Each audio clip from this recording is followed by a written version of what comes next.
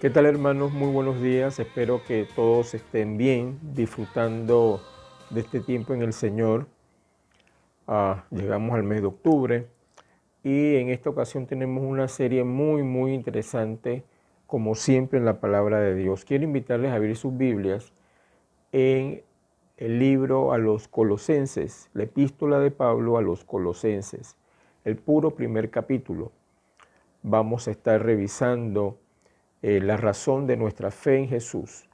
En este tiempo en donde definitivamente se ha puesto en duda la deidad de Jesús y en donde nuestra fe está siendo probada por todo lo que estamos viviendo, es importante que usted y yo recordemos en quién hemos creído y por qué lo hemos hecho. Así es que en ese puro primer capítulo voy a estar leyendo con ustedes los primeros 14 versos. Dice de la siguiente manera: Pablo, apóstol de Jesucristo, por la voluntad de Dios, y el hermano Timoteo, a los santos y fieles hermanos en Cristo que están en Colosas, gracia y paz sean a vosotros de nuestro Padre, de Dios nuestro Padre y del Señor Jesucristo. Siempre orando por vosotros, damos gracias a Dios Padre nuestro Señor Jesucristo, habiendo oído de vuestra fe en Cristo Jesús y del amor que tenéis a todos los santos, a causa de la esperanza que os está guardada en los cielos, de la cual ya habéis oído por la palabra verdadera del Evangelio, que ha llegado hasta vosotros, así como a todo el mundo, y lleva fruto y crece también en vosotros, desde el día que oísteis y conocisteis la gracia de Dios en verdad, como la habéis aprendido de Epafras, nuestro consiervo amado, que es un fiel ministro de Cristo para vosotros, en quien también nos ha declarado vuestro amor en el Espíritu. Por lo cual también nosotros, desde el día que lo oímos, no cesamos de orar por vosotros y de pedir que seáis llenos del conocimiento de su voluntad en toda sabiduría e inteligencia espiritual, para que andéis como es digno del Señor, agradándole en todo, llevando fruto en toda buena obra y creciendo en el conocimiento de Dios, fortalecidos con todo poder conforme a la potencia de su gloria, para toda paciencia y longanimidad, con gozo dando gracias al Padre que nos hizo aptos para participar de la herencia de los santos en luz, el cual nos ha librado de la potestad de las tinieblas y trasladado al reino de su amado Hijo, en quien tenemos redención por su sangre, el perdón de pecados. ¿Qué tal si oramos? Padre bueno, en este momento oramos a ti porque necesitamos que tu Espíritu Santo nos revele tu palabra,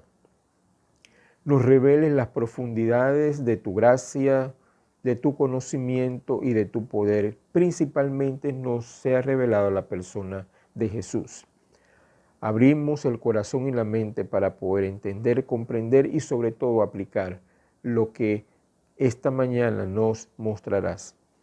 Oro para que mis hermanos y yo podamos ser buena tierra de esta buena palabra que será sembrada. Amén.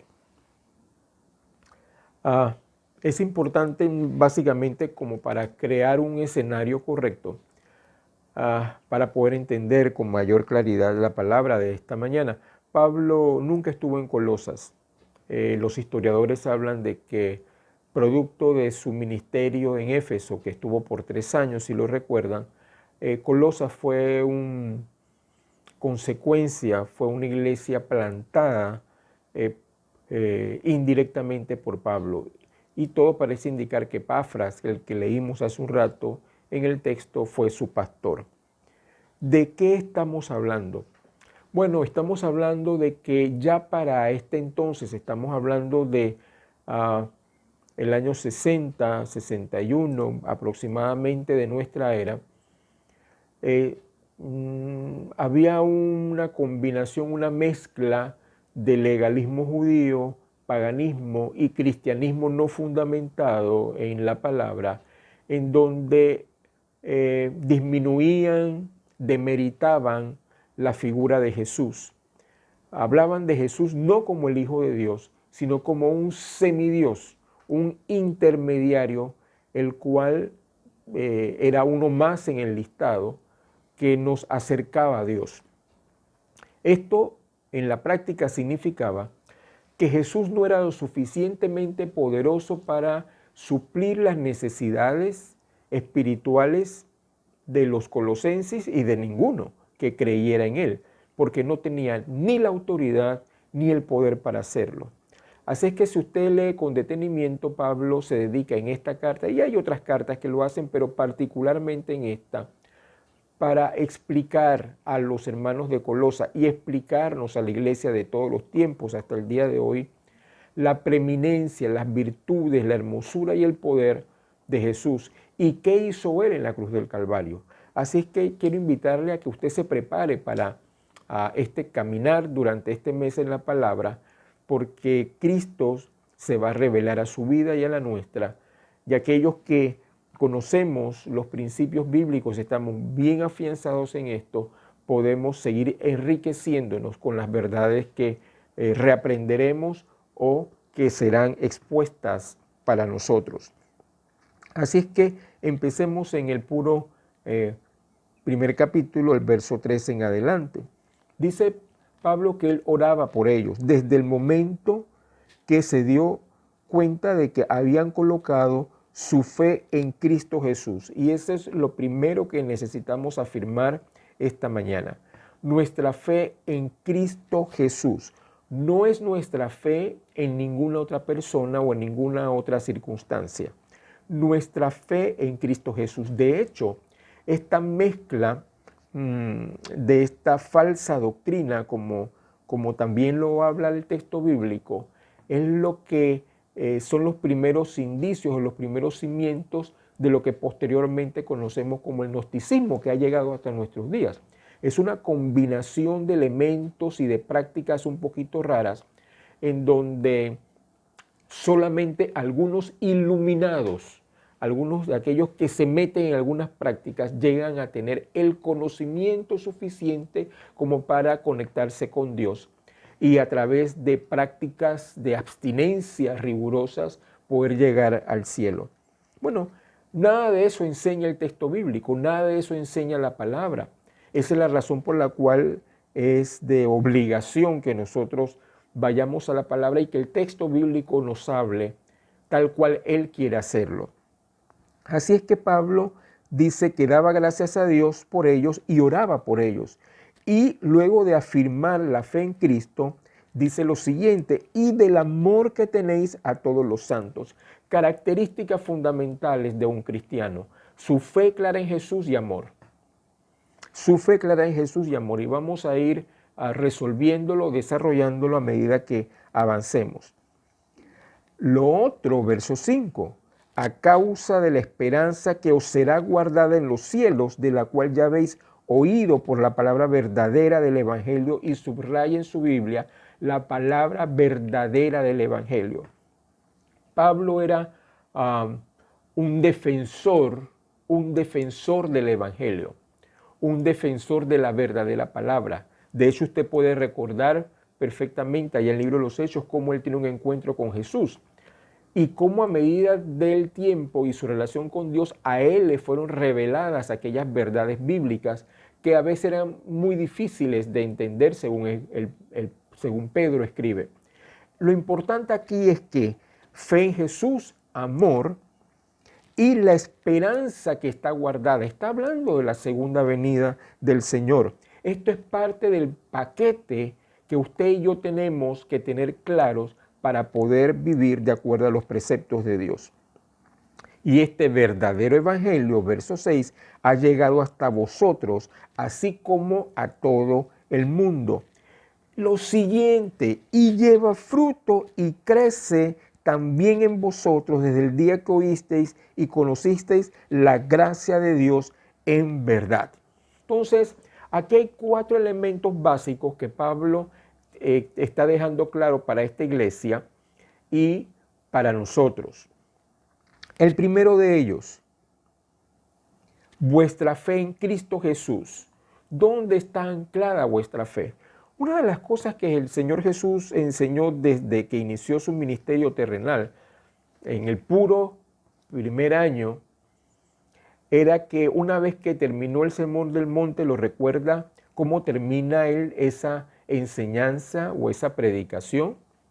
Él dice, las palabras les compararé a ustedes con aquella persona que escucha las palabras que estoy diciendo y no la coloca por obra. Es como el hombre que hace una casa o edifica una casa sobre la arena, vienen los vientos, viene la tempestad y la casa cae y hay una gran ruina.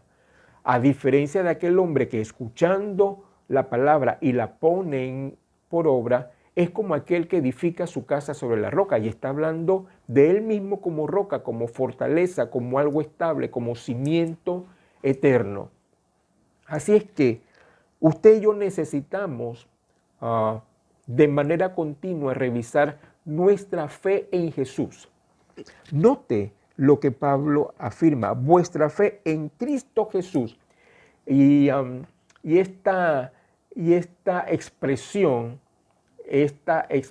Cristo Jesús es poderosa, porque está hablando de Cristo como Mesías y está hablando Jesús como hombre.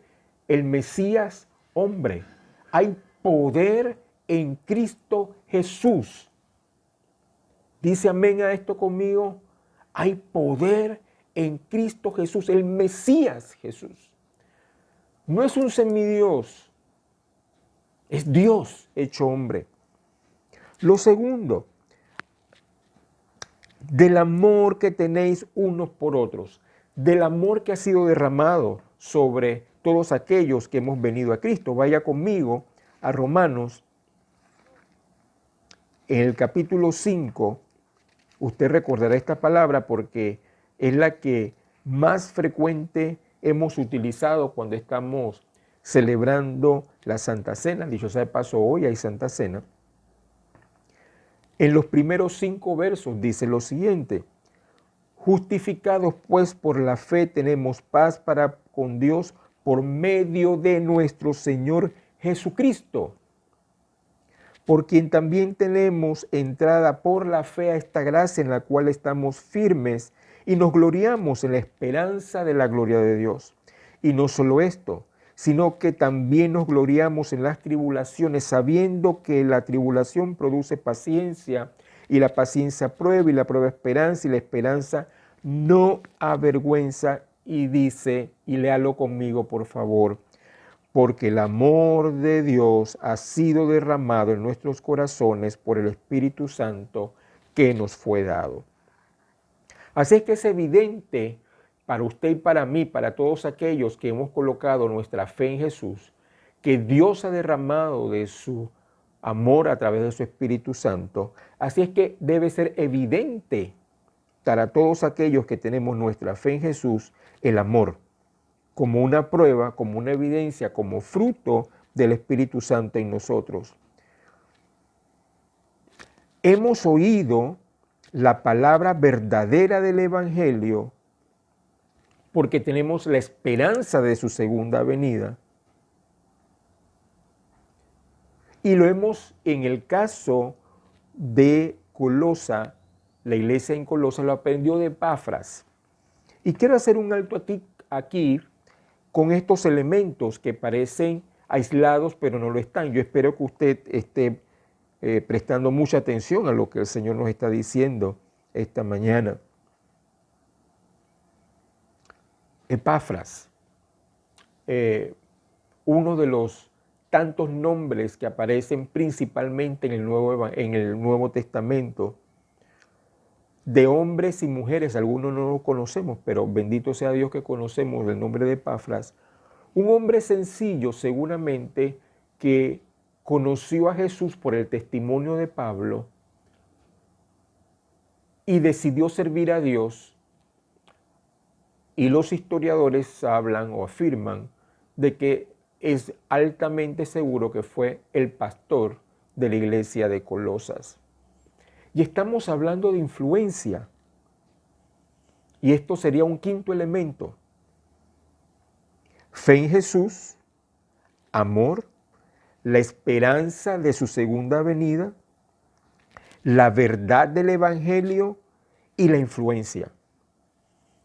Un hombre de influencia, y a través de los años, todos nosotros hemos sido expuestos a la influencia de otros, de hombres y mujeres que, habiendo conocido a Cristo Jesús, habiendo experimentado el amor de Dios, han dado fruto. La esperanza de su segunda venida, entendiendo que el amor es el fruto por excelencia, se convierten en hombres y mujeres para influenciar a otros. Y me llamó tanto la atención esto porque hoy día, escuchando a mis hijos a través de las redes sociales, hay figuras que se han autodenominado influencers. Y la fama de estos personajes está relacionado con el número de seguidores que tiene en las redes sociales. Si hablamos de eso, hermanos, el mayor influencer de todos los tiempos es Jesús, a través de 20 siglos, ha influenciado la vida de la humanidad. Pero bueno, uno de los propósitos de la extensión del Evangelio, o una de las maneras, y no hay de otra forma de hacerlo de manera efectiva, cuando Jesús nos da la orden de que debemos ir por todo el mundo compartiendo el Evangelio y haciendo discípulos, es que está hablando precisamente de convertirnos en hombres y mujeres de influencia para otros. La pregunta en este momento sería, ¿estamos siendo de influencia en el reino de los cielos para bendecir la vida de otros? Convirtámonos en influencers. Gente que influye positivamente en medio de una sociedad oscura a través de vivir el verdadero evangelio. Es lo que Pablo está diciendo. Le está diciendo a la iglesia de Colosas y a nosotros, atrevámonos a vivir el verdadero mensaje del evangelio colocando nuestra fe en la persona de Cristo Jesús, siendo hombres y mujeres de influencia. Jesús dijo que éramos luz y sal en un mundo de oscuridad e insípido. Ok, influencia. Siendo de influencia un mundo que no conoce del Señor. Ahora, ¿qué tiene como objetivo esto en el contexto en que la carta fue escrita? Bueno, está afirmando que Jesús tiene la autoridad, que Jesús es la autoridad que algunos querían negar. Jesús es el hombre de autoridad. Querían negar esa autoridad. Pablo está diciendo, no hay manera de negar la autoridad de Jesús. Él es el hombre de influencia. ¿Por qué es el hombre de influencia? ¿Y por qué está diciéndolo de esa manera? Siga conmigo la lectura, por favor. Verso 9. Por lo cual también nosotros, desde el día que lo oímos, no cesamos de orar por vosotros y pedir que seáis llenos del conocimiento de su voluntad en toda sabiduría e inteligencia espiritual. ¿Para qué? Para que andéis como es digno del Señor, agradándole en todo, llevando fruto en toda buena obra y creciendo en el conocimiento de Dios. ¿Para qué? Fortalecidos con todo poder conforme a la potencia de su gloria, para toda paciencia y longanimidad. ¿Para qué? Con gozo, dando gracias al Padre que nos hizo aptos para participar de la herencia de los santos en luz. No son palabras simplemente que están llenando el espacio de una hoja. Recuerden que está hablando el apóstol, está inspirado por Dios, está transmitiendo un pensamiento apostólico que tuvo fuerza en el pasado y tiene la misma fuerza el día de hoy. Hoy día, y usted podrá seguramente estar de acuerdo conmigo o no, uno ve una vida cristiana y en uno mismo diluida. prestando atención a cosas que realmente no tienen importancia y no saltan para la vida eterna, no tienen repercusiones eternas. Y uno pierde el tiempo, las energías, el ATP y las fuerzas, horas de sueño, de descanso y de esfuerzo, en caminos o en ideas o en pensamientos o actividades que realmente no redundan en beneficio de la gloria de Dios. Pablo está diciendo que él le ora para que, note verso 9, sean llenos del conocimiento de su voluntad.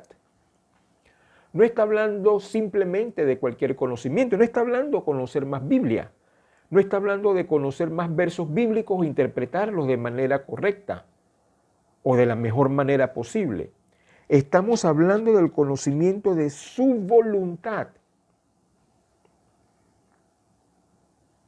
Y esto es vital porque Jesús mismo, como parte de su ministerio terrenal, dijo, yo no estoy aquí para hacer mi voluntad, sino la voluntad del que me envió. Y Pablo está diciendo, es importante que ustedes sean llenos del conocimiento de su voluntad. Necesitamos estar llenos del conocimiento de la voluntad de Dios, la cual es buena, agradable y perfecta siempre. Porque es necesario que anden como es digno del Señor, agradándole en todo, llevando fruto en toda buena obra y creciendo en el conocimiento de Dios. Lo que significa entonces que crecer en el conocimiento de Dios para poder vivir en su voluntad no es opcional. Y hacemos otro alto acá para pensar, reflexionar en lo personal. ¿Estoy dando fruto? ¿Estoy creciendo para Dios? Mi vida está siendo de influencia, yo como cristiano estoy siendo de influencia para otros y estoy creciendo en la voluntad de Dios. Estoy viviendo como es digno del Señor, agradándole en todo, llevando fruto en toda buena obra. ¿Recuerdan? Las cuales Él de antemano ha preparado para que andemos. De ahí la importancia de ser llenos de la voluntad de Dios, porque yo puedo pensar que lo que estoy haciendo es voluntad de Dios. Y seguramente usted como yo podemos llegar a la conclusión que algunas cosas de las que hemos hecho o por donde hemos caminado realmente no ha sido la voluntad de Dios, ha sido la mía o la suya.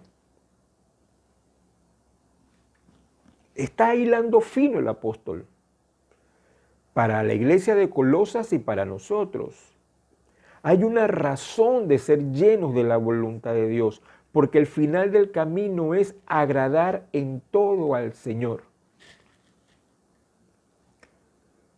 Este conocimiento de su voluntad, este agradarle en todo, este estar lleno de conocimiento y de sabiduría, nos lleva a ser hombres y mujeres fortalecidos con todo poder, conforme a la potencia de su gloria, para toda paciencia y longanimidad. Esta palabra es interesante, esta palabra realmente no es común. Significa longanimidad, significa altruismo, hacer algo bueno, relevantemente bueno.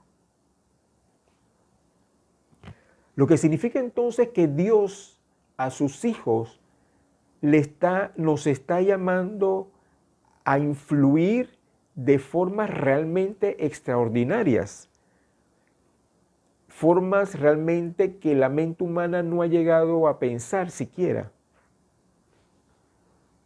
Que podamos de manera práctica evidenciar el amor de Dios que tiene para el mundo, a brillar para Él de una manera extraordinaria que usted ni yo lo hemos pensado. Ahora no estamos hablando de fama ni de reconocimiento, es que creo que perdemos un poquito el norte y pensamos que si estamos en las redes sociales, si aparecemos en televisión o en radio, no está hablando de eso. Está hablando de ser influencia real que salte para vida eterna, tocando vida de gente. que para esa o esas personas marquen la diferencia. No está hablando de premios ni de ser reconocidos, ni tampoco de dinero.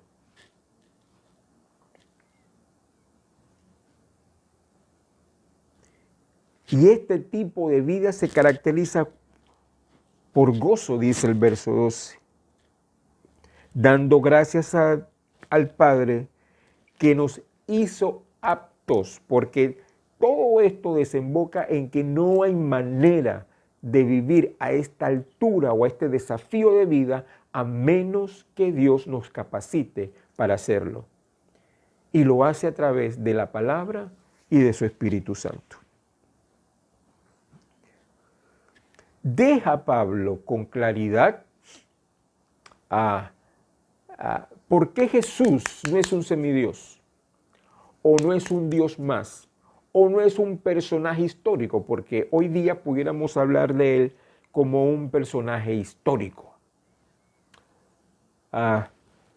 Vea conmigo los versos 12 en adelante. Terminando el verso 12 dice: con gozo dando gracias al Señor que nos hizo aptos para participar de la herencia de los santos en luz. Gloria a Dios. Oiga, tenemos una herencia en la cual podemos participar, no cuando estemos en el cielo, ya ahora, hoy, en este instante. El cual, escuche o lea conmigo, nos ha librado de la potestad de las tinieblas y trasladado al reino de su Hijo, de su amado Hijo, en quien tenemos redención por su sangre, el perdón de pecados. Está afirmando una poderosa verdad espiritual. ¿Recuerdan el ministerio de Jesús? Comenzando su ministerio, dijo: arrepiéntanse porque el reino de los cielos se ha acercado. En ese momento la gente no tenía ni idea de qué estaba hablando. Después de su pasión, muerte y resurrección, entendemos con más claridad, es que por su sacrificio en la cruz del Calvario, al derramar su sangre y su cuerpo partido, nosotros, usted y yo, y todo aquel que en él cree, tiene perdón de pecados. Así que Jesús, no estamos hablando de un gran líder religioso o un semidios, casi Dios, no. Estamos hablando del Dios hecho hombre, que con su sacrificio nos dio entrada a esta bendición. Bendito sea el Señor. Quiero que revisemos, por favor, algunos otros textos, y usted lo podrá encontrar y lo podrá hacer con mayor claridad y tiempo cuando lea el boletín dominical, pero quiero que revise conmigo algunos otros textos bíblicos. Vaya conmigo a 2 de Corintios capítulo 5, verso 17, un texto que seguramente usted recuerda en este momento. Me gustaría que usted lo leyera conmigo. ¿Lo tiene? 2 de Corintios 5, 17 dice, ¿sí? ¿Lo tiene? Léalo conmigo, dice: de modo que si alguno está en Cristo, afírmelo con fuerza en su corazón, nueva criatura es. Las cosas viejas pasaron, he aquí todas son hechas nuevas. No algunas, todas son hechas nuevas por el poder del sacrificio de Jesús. Y usted y yo estamos en ese proceso. No se salga, no se baje de la rueda. Recuerda la imagen en el Antiguo Testamento.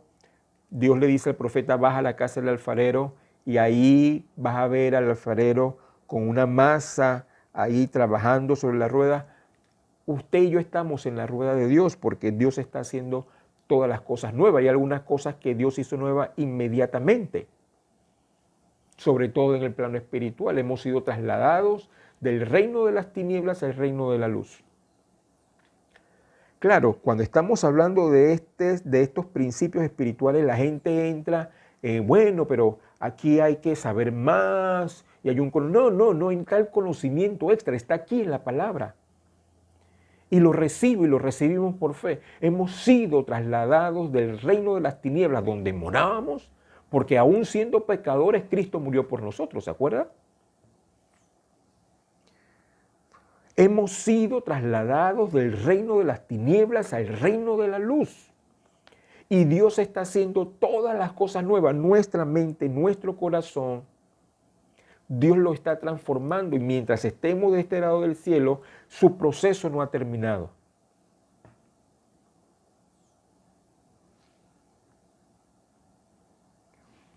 Vaya conmigo a otro pasaje bíblico, Gálatas capítulo 6. Seguramente también lo recuerdas. Gálatas capítulo 6, verso 15.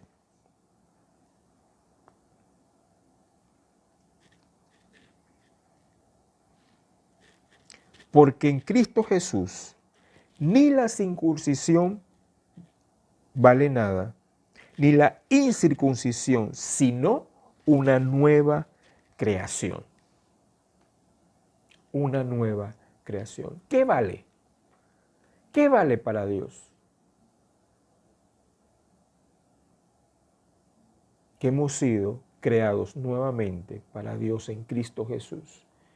Y hemos sido trasladados del reino de las tinieblas al reino de la luz. Ante esta poderosa verdad,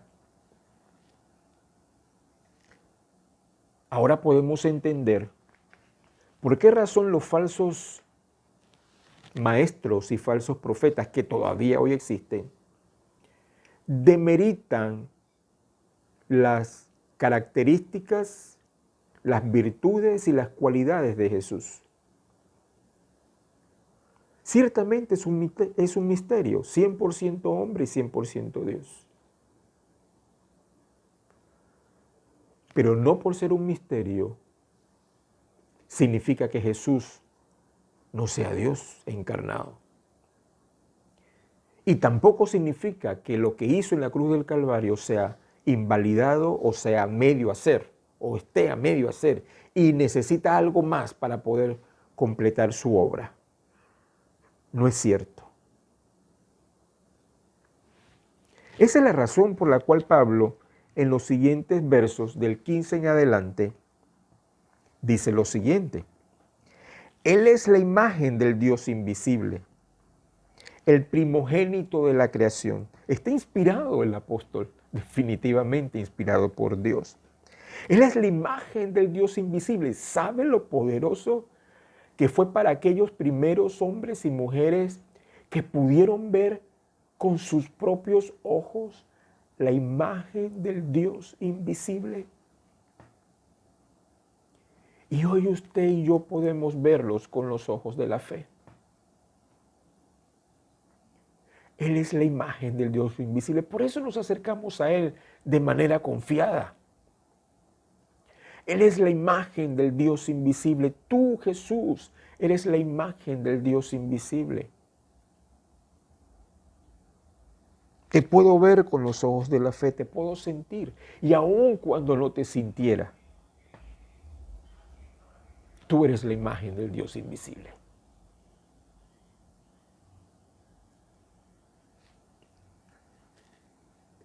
Porque en Él fueron creadas todas las cosas, las que hay en los cielos y las que hay en la tierra, visibles e invisibles, sean tronos, sean dominios, sean principados, sean potestades, todo fue creado por medio de Él y para Él.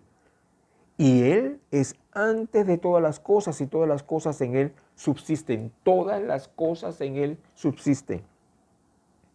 Y Él es la cabeza del cuerpo que es la iglesia.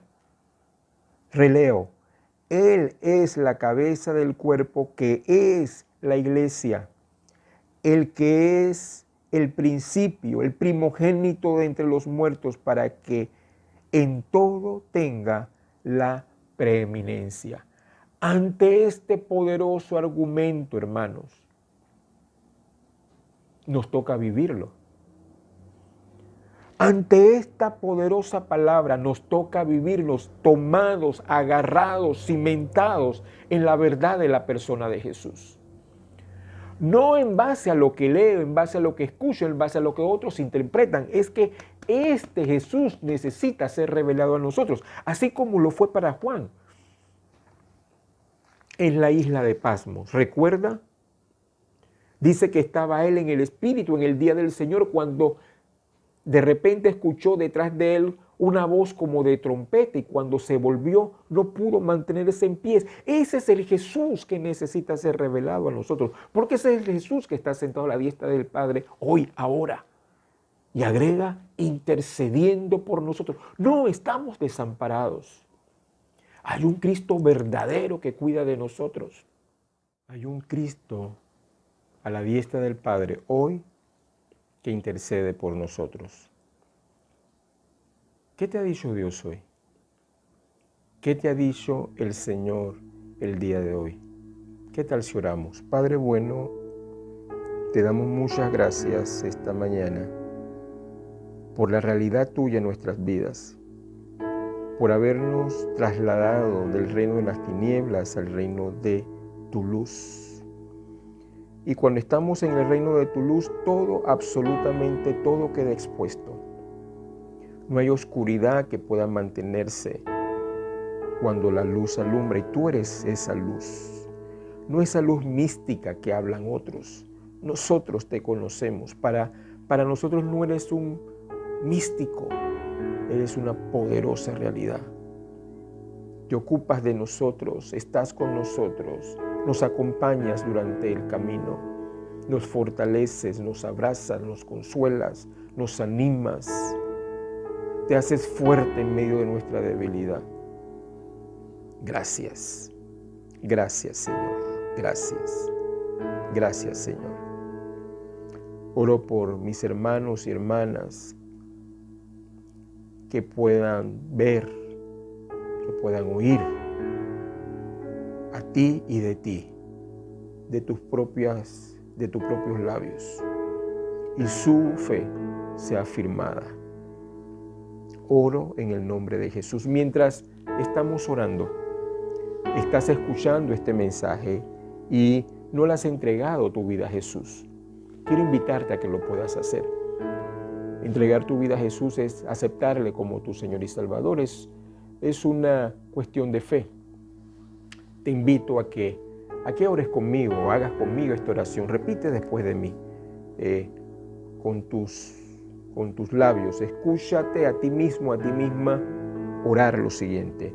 Padre bueno, te doy gracias por tu palabra esta mañana y por lo que el pastor ha predicado hoy, que no lo acabo de entender, pero puedo decir que has tocado mi corazón en mi interior. Te abro mi corazón y te recibo como mi Salvador y mi Señor. Necesito que me perdones todos mis pecados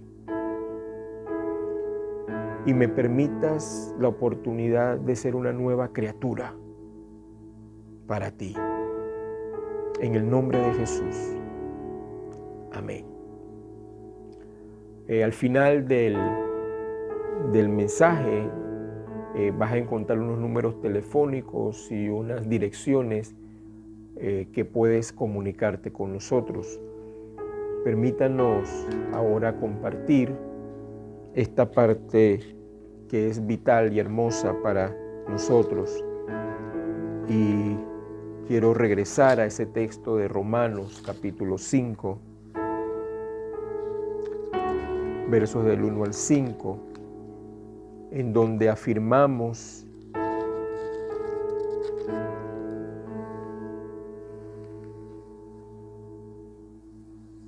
cuáles son los resultados de lo que Dios hizo por nosotros. Justificados pues por la fe tenemos paz para con Dios por medio de nuestro Señor Jesucristo, por quien también tenemos entrada por la fe a esta gracia en la cual estamos firmes y nos gloriamos en la esperanza de la gloria de Dios. Y no solo esto, sino que también nos gloriamos en las tribulaciones, sabiendo que la tribulación produce paciencia, y la paciencia prueba, y la prueba esperanza, y la esperanza no avergüenza. ¿Por qué? Porque el amor de Dios ha sido derramado en nuestros corazones por el Espíritu Santo que nos fue dado. Porque Cristo, cuando aún éramos débiles, a su tiempo murió por los impíos. Ciertamente apenas morirá alguno por un justo, con todo, pudiera ser que alguno osara morir por el bueno. Mas Dios muestra su amor para con nosotros en que, siendo aún pecadores, Cristo murió por nosotros. Pues mucho más, estando ya justificados en su sangre, por él seremos salvos de la ira. Amén. Nos preparamos entonces para tomar los elementos de la cena. Tomemos un trocito de pan, o en su defecto una galletita. Lo tenemos preparado y oramos al Señor. Padre bueno, gracias por este pan que representa tu cuerpo partido, literalmente partido por nosotros, fue abierto, abofeteado, escupido, flagelado. Gracias por entregarte por nosotros a la cruz, y gracias también porque para nosotros ese sacrificio tuyo implica vida e implica salud. Oro por mis hermanos que están padeciendo quebrantos de salud esta mañana, que tú les abraces, tú les visites y tú colocas tu mano de sanidad sobre ellos. Gracias, Señor. Amén. Comamos el pan.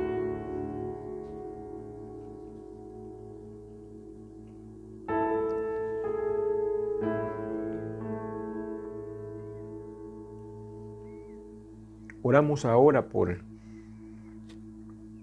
jugo o el vino. Te damos gracias, Señor, porque esto representa tu sangre derramada, la cual, como leímos hace un rato, nos perdona de todo pecado. Hay agradecimiento en nuestros corazones, Señor, en el nombre de Jesús. Amén. Participemos, hermanos, de la copa.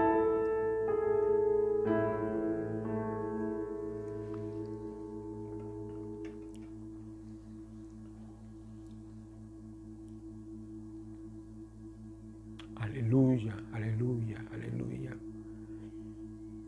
Cristo, nombre supremo, Salvador mío, glorioso Señor, Emmanuel, Dios con nosotros, revelado en nosotros, bendito Señor, Emmanuel, Emmanuel, su nombre es Emmanuel, Dios con nosotros, revelado es, su nombre es Emmanuel, su nombre es Emmanuel, su nombre es Emmanuel.